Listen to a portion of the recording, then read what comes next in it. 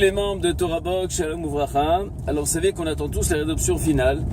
Mais maintenant pour y arriver, il faudrait peut-être réparer la faute qui a été commise à la destruction du deuxième temple, qui était la sinat chinam, c'est-à-dire la haine gratuite. Alors bien sûr pour arriver, il faut accélérer l'amour gratuit.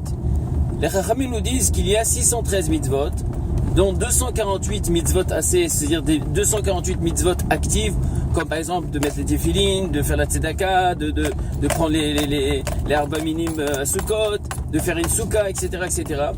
Et nous avons 365 mitzvot lota assez, dont là-bas la Torah nous dit, écoute, 365 mitzvot que tu ne dois pas faire, on te demande d'être passif, de ne rien faire du tout, comme par exemple de ne pas allumer le feu, de ne pas manger du porc, de ne pas manger des choses qui ne sont pas cachères, etc., etc.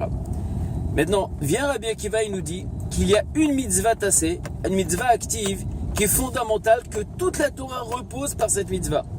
La mitzvah, il dit Rabbi Akiva, ve'ahavta l'erecha kamocha. Tu aimeras ton prochain comme toi-même. Ça veut dire que la Torah nous demande là-bas d'être actif dans l'amour de son prochain, d'être actif dans l'amour de sa femme, d'être actif dans l'amour de mon voisin. Là-bas, on demande de prendre des stratégies pour pouvoir me rapprocher de la personne et être active et être acteur dans l'histoire. Alors que par contre, dans la mitzvot lota assez, nous disent les Chachamim, Atisna et achicha bilvafra. Ne haïs pas ton prochain dans ton cœur. Là-bas, on nous demande d'être passif, de ne rien faire. Ça veut dire que même si on voit quelqu'un qui s'énerve, tu le laisses s'énerver. Laisse-le un peu. C'est comme une allumette. Elle est en train de brûler. Et bien sûr, elle va s'éteindre. Et puis après, c'est fini. Après, il va rien se passer. Et après, vous resterez en bon terme. Mais si maintenant, qu'est-ce qu'on fait nous? Le problème, c'est qu'on alimente toujours la haine. Dis quelqu'un qui nous énerve, ah là, on reprend. Et oui, et ta soeur et ton grand-père. Et on commence à insulter le monde entier.